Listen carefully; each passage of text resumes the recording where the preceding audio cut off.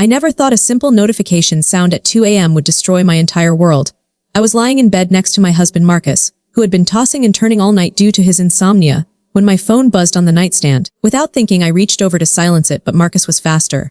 His hand grabbed my phone before I could even process what was happening. "Who's texting you this late?" he asked, his voice thick with sleep but carrying an edge I'd never heard before.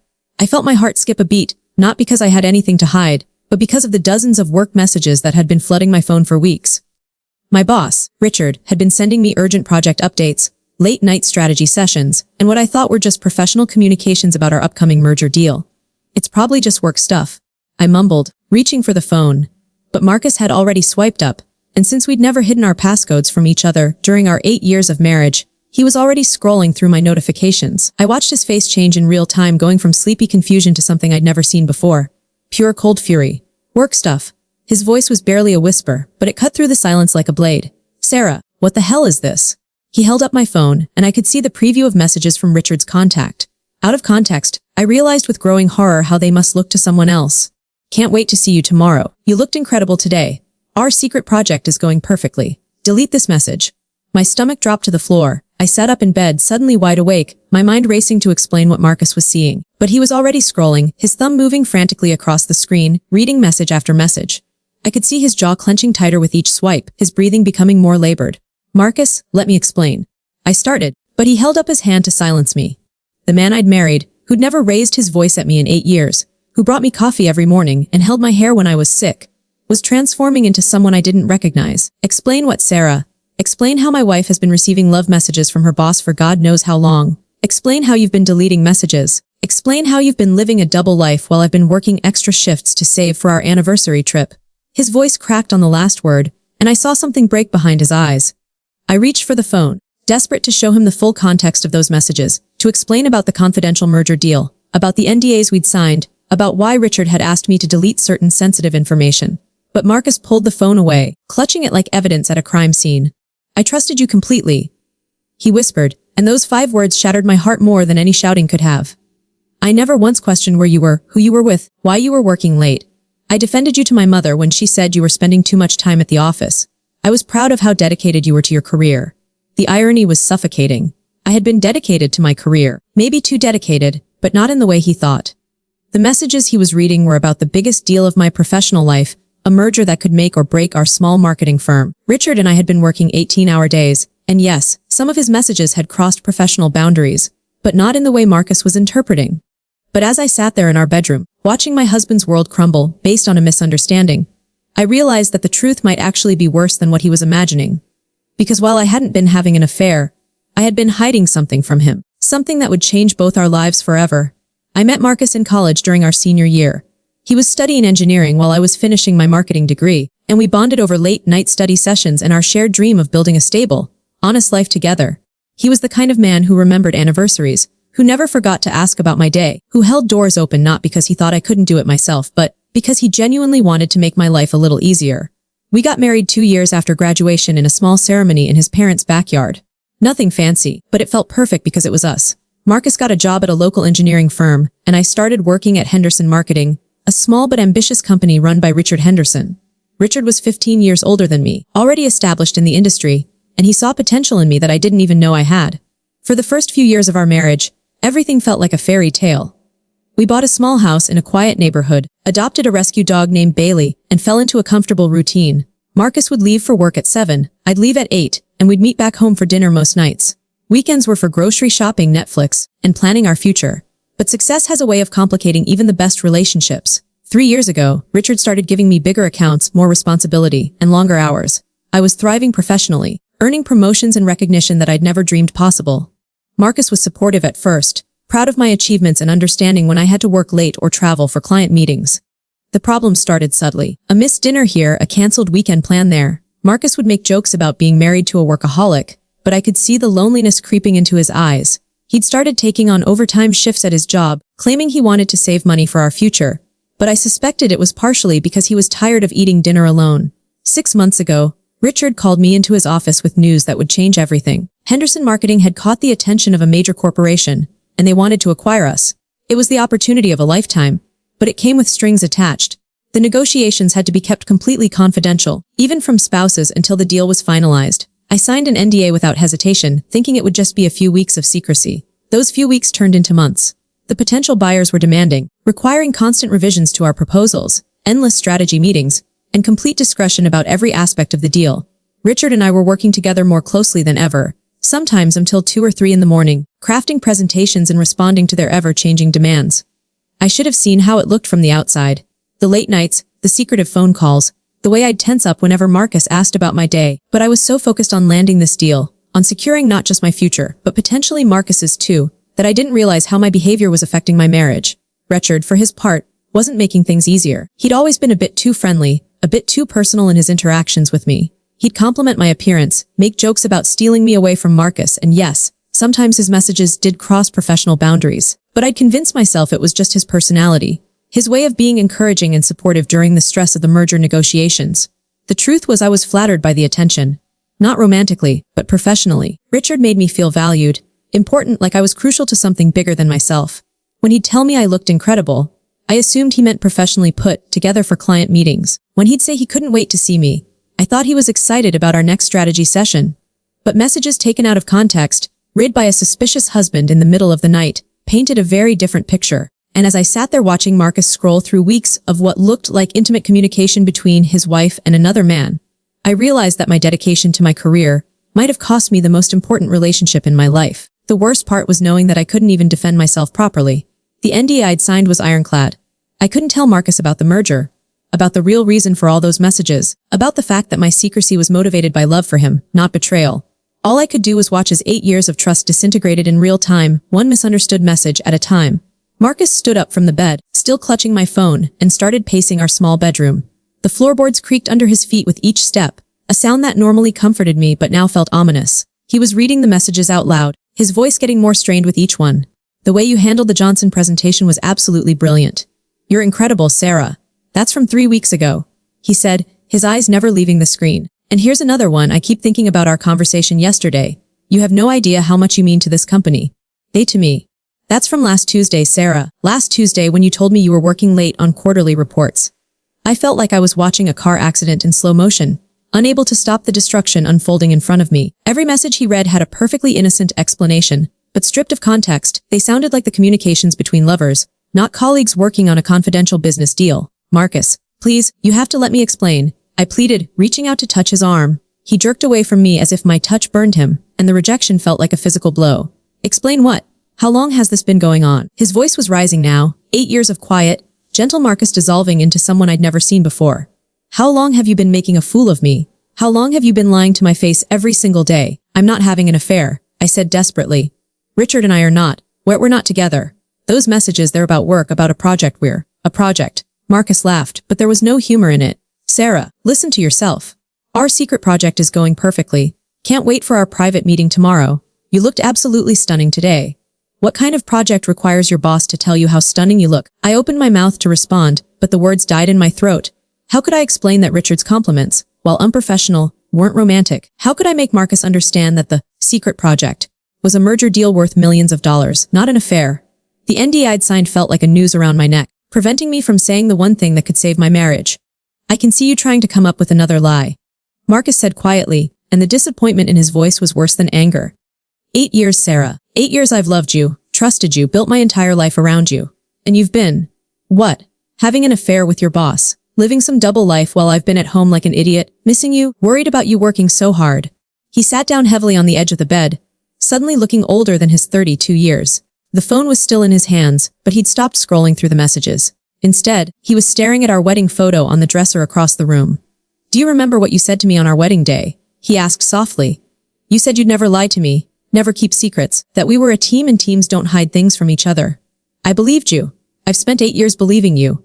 The memory hit me like a physical blow. I did remember. I'd meant every word of that promise, and yet here I was, unable to tell my husband the truth because of a legal document I'd signed. The irony was suffocating. Marcus, I meant those vows, I said, my voice breaking. I still mean them. What you're seeing, what you're thinking happened. It's not what it looks like. Then explain it to me, he said, finally looking at me. His eyes were red-rimmed, and I could see tears threatening to spill over. Explain why your boss is sending you messages at all hours of the day and night. Explain why he's telling you to delete messages. Explain why you've been sneaking around, lying about working late, acting strange for months. I felt trapped between two impossible choices. If I told him about the merger deal, I'd be violating the NDA and potentially destroying not just my career but the entire acquisition. The deal was worth millions, and Richard had made it clear that any breach of confidentiality would result in immediate termination and potential legal action. But if I didn't tell him, my marriage was over. I signed a confidentiality agreement. I said finally, the words feeling like shards of glass in my throat. I can't. There are things I can't tell you about work right now, but I swear on my life, Marcus, I am not having an affair. Marcus stared at me for a long moment, and I watched hope and suspicion war across his face. Then his expression hardened. A confidentiality agreement, he repeated flatly. That's your explanation. That's supposed to make me feel better about my wife receiving love messages from another man. They're not love messages. Then what are they, Sarah? He held up the phone again, scrolling to a message from 2 days ago. I can't stop thinking about you. Last night was incredible. When can we do it again? How is that not a love message? My heart stopped. That message. I remembered it now. Richard had sent it after we'd worked until 3 in the morning on the final presentation for the buyers.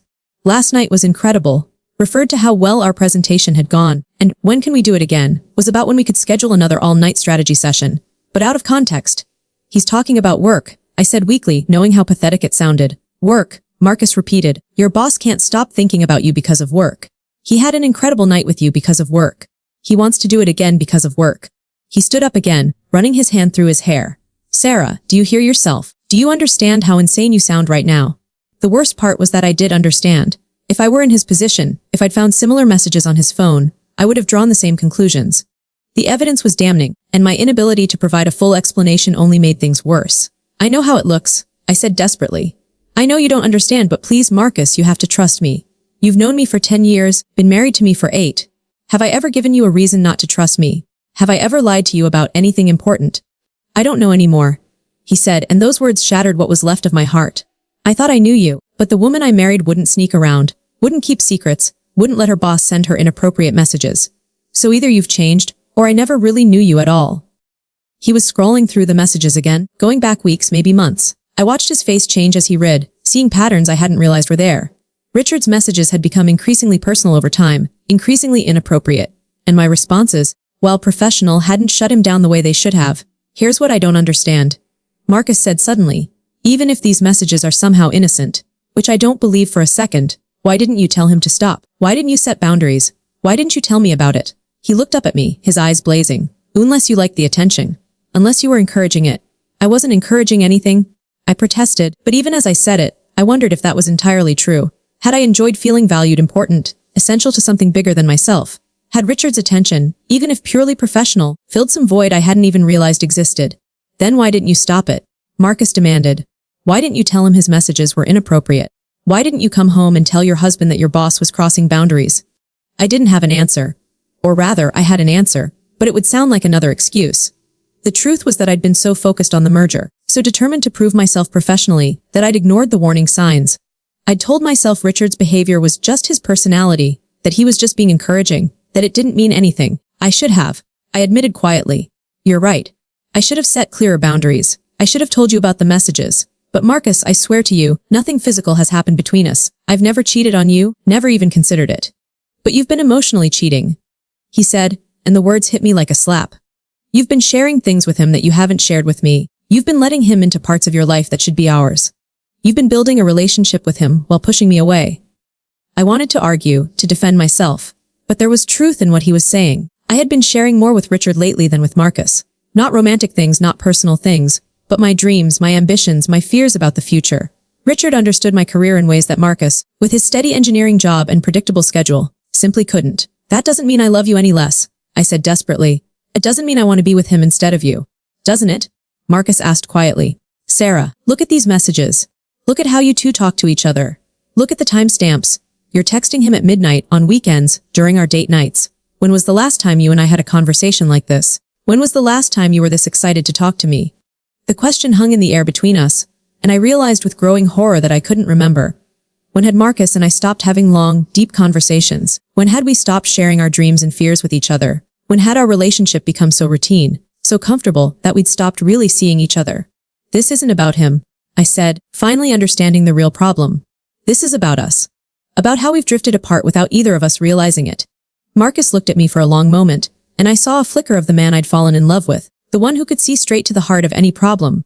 Maybe you're right, he said slowly. Maybe we have drifted apart. But Sarah, instead of talking to me about it, instead of working on our marriage, you found someone else to fill that void. And now I'm sitting here at 3 in the morning, reading messages between my wife and another man, wondering if my entire marriage has been a lie. He was right, and I knew it. But the solution, the explanation that could save us, was locked away behind a legal agreement that I couldn't break. All I could do was watch as 8 years of love and trust crumbled around us, destroyed by a misunderstanding I wasn't allowed to correct. The next morning arrived gray and cold, matching the atmosphere in our house perfectly.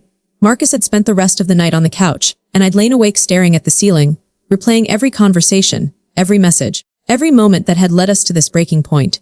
When I finally dragged myself to the kitchen at 7 a.m., I found him sitting at our small dining table with my phone in front of him, and a cup of coffee growing cold in his hands. "I've been reading more," he said without looking up at me. His voice was hoarse, either from crying or from the confrontation the night before. "Going back through months of messages. Sarah, this has been going on for almost 6 months. 6 months of what looks like an emotional affair, and I had no idea." I poured myself coffee with shaking hands, trying to gather the courage to navigate this minefield of a conversation. Every word I said could either save my marriage or destroy it completely, and I still couldn't tell him the whole truth. "I know how it looks," I said carefully, sitting across from him. "But Marcus, you have to believe me when I say that nothing romantic or physical has happened between Richard and me." He finally looked up at me, and I was shocked by how much he'd aged overnight. There were dark circles under his eyes, and his usually neat hair was disheveled. He looked like a stranger. "Do you know what the worst part is?" he asked quietly. "It's not even the messages themselves. It's the lies. It's the way you've been acting for months, and I kept making excuses for you. When you'd come home late and barely talk to me, I told myself you were just tired from work. When you'd be texting during our dinner dates, I convinced myself it was important client communication. When you stopped wanting to be intimate with me, I thought it was just stress." The words hit me like physical blows. He was right about all of it. I had been distant, distracted, choosing work over my marriage without even realizing it, but not for the reasons he thought. "I wasn't pulling away because of Richard," I said desperately. "I was pulling away because I was stressed about this project, about keeping this secret, about what project, Sarah?" Marcus slammed his hand on the table, making me jump. "You keep mentioning this mysterious project, but you won't tell me what it is. You're asking me to trust you while you're lying to my face." I felt tears starting to form. "I can't tell you about it. I legally cannot tell you about it. Then our marriage is over," he said simply, and the finality in his voice made my blood run cold. "Don't say that," I whispered. "Marcus, please, don't say that." "What else am I supposed to say, Sarah? My wife is having an emotional affair with her boss. She's been lying to me for months, and now she's telling me there are things she can never tell me about." "What kind of marriage is that?" I reached across the table for his hand, but he pulled away. The rejection stung more than any of his words. "Give me time," I begged. "This situation, this confidentiality issue, it won't last forever. When it's over, I can explain everything, and you'll understand why I couldn't tell you." "When will it be over?" he asked. "Next week? Next month? Next year? How long am I supposed to sit here wondering if my wife loves another man?" I didn't have an answer. The merger deal had been dragging on for months, and there was no guarantee it would close anytime soon. The buyers kept changing their requirements, demanding new presentations, new financial projections, new strategic plans. Richard and I had been working around the clock just to keep up with their demands. "I don't know," I admitted, and I saw something die in Marcus's eyes. He stood up from the table, taking my phone with him. "I'm going to stay at my brother's place for a while," he said. "I need time to think, and I can't do that while living with someone who won't tell me the truth." "Marcus, no." I stood up too, panic flooding through me. "Please don't leave. We can work through this." "How?" he asked, turning to face me. "How can we work through this when you won't even tell me what this is? You're asking me to trust you blindly while you're clearly having an inappropriate relationship with another man." "I can't do it, Sarah. I won't be the fool sitting at home while my wife—" "Well, my wife what?" I interrupted, anger finally overriding my panic. "While your wife works her ass off to build a career. While your wife tries to secure our financial future. While your wife deals with a difficult professional situation that she can't discuss because of legal constraints. Is that what you call this?" Marcus held up my phone again. "Professional. Legal constraints. Sarah, your boss told you he loves working with you so much that he dreams about it. He said you're the most important part of his day. He said he's never felt this connected to a colleague before. If this is professional, then I'm the Queen of England." I felt my face flush with embarrassment.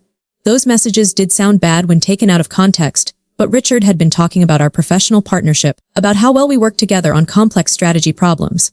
At least that's what I'd assumed he meant. Maybe Richard's messages have been inappropriate, I conceded. Maybe he's crossed professional boundaries, but that doesn't mean I've encouraged it or reciprocated it. Haven't you? Marcus scrolled through my phone and found one of my responses. Here's what you wrote back to him last week. Working with you has been the highlight of my career. I've never felt so understood and appreciated. Does that sound like someone shutting down inappropriate advances? I stared at the message, remembering when I'd sent it. Richard had just praised a presentation I'd worked on for 12 hours straight, and I'd been so relieved and grateful that I'd responded emotionally. But reading it now, through Marcus's eyes, I could see how it sounded like encouragement, like reciprocation. I was talking about work, I said weakly. Were you? Marcus asked. Or were you talking about feeling understood and appreciated by another man in ways that your husband apparently doesn't make you feel? The accusation hung in the air between us, and I realized he wasn't entirely wrong. Richard did make me feel understood professionally in ways that Marcus couldn't. Richard understood the pressure of client demands, the thrill of closing a big deal, the satisfaction of strategic problem solving. Marcus, with his steady engineering job and regular hours, couldn't relate to the highs and lows of my career. But that didn't mean I loved Marcus any less. It just meant we had different professional experiences, different types of stress and success. I'd never thought that was a problem until now. Marcus, just because Richard understands my career doesn't mean I want to be with him instead of you. I said, you understand me in ways that he never could. You know my family history, my fears, my dreams for our future together. Richard only knows the professional version of me. Does he? Marcus asked quietly. Because from these messages, it sounds like you've been sharing a lot more than just professional information. He knows you're having trouble sleeping. He knows you've been stressed about something at home. He knows intimate details about your thoughts and feelings that you haven't shared with me in months. I felt the color drain from my face. Marcus was right. In my stress over the merger deal and my inability to discuss it with him, I had started confiding in Richard about my general anxiety, my insomnia, my guilt about keeping secrets from my husband. I'd told myself it was harmless venting, but now I could see how it looked like emotional intimacy. I was just stressed, I said. I needed someone to talk to about work stuff. And you've been working so much overtime that we barely see each other anymore. So this is my fault now? Marcus's voice rose again.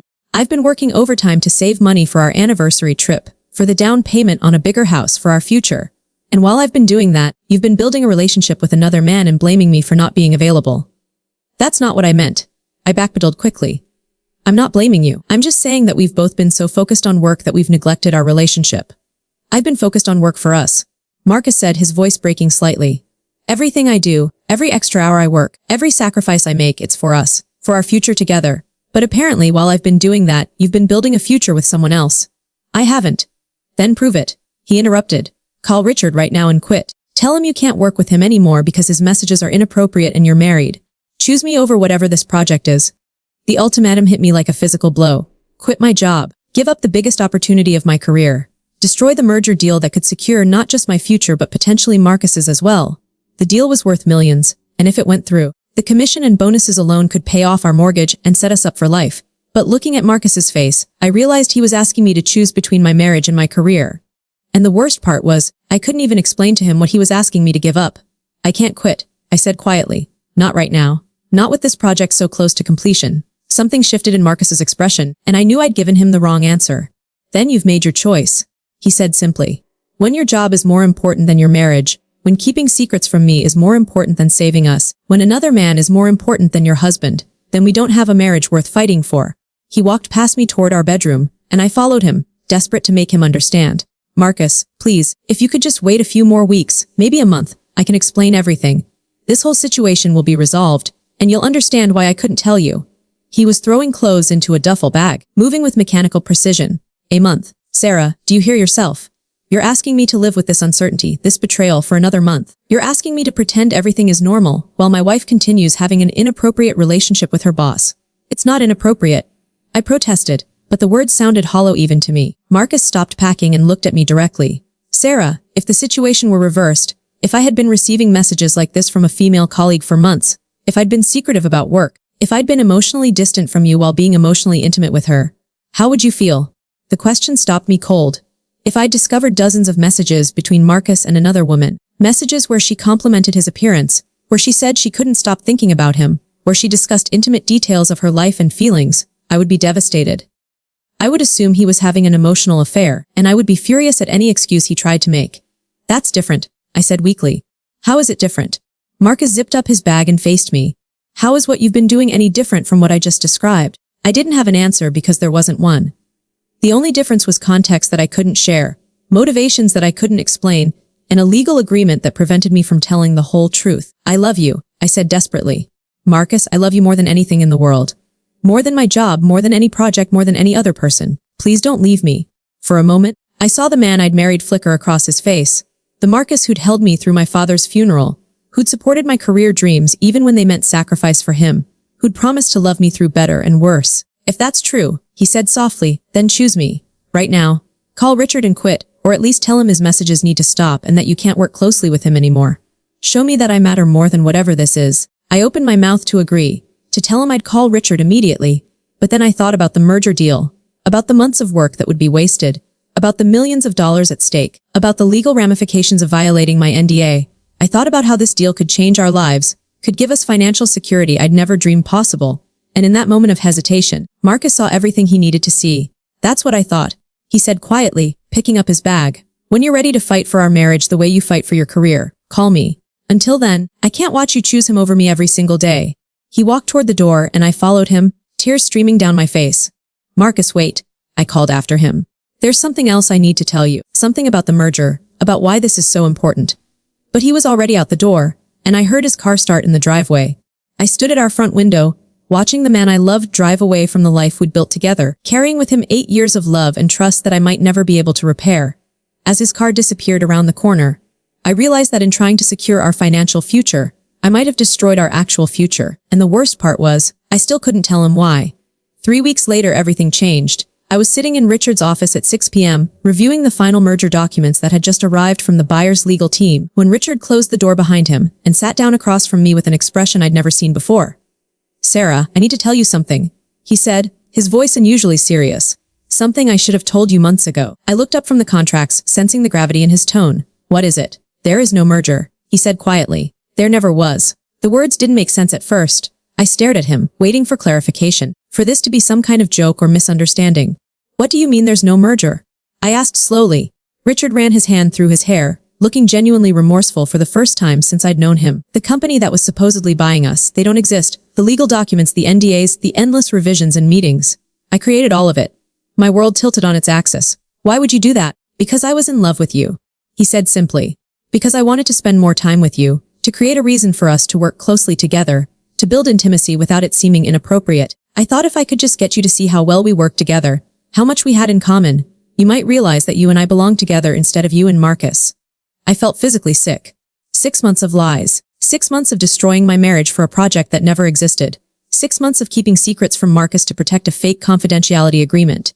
The messages, I whispered. The late nights, the secret meetings. All designed to make you emotionally dependent on me, Richard admitted. I knew Marcus would eventually find out about our communications, and I was counting on him reacting exactly the way he did. I wanted him to leave you so that you'd turn to me for comfort. I stood up so quickly that my chair fell over. You manipulated me. You destroyed my marriage based on a lie. Sarah, please. Richard reached for my hand, but I jerked away. I love you, we could be incredible together. You've seen how well we work as a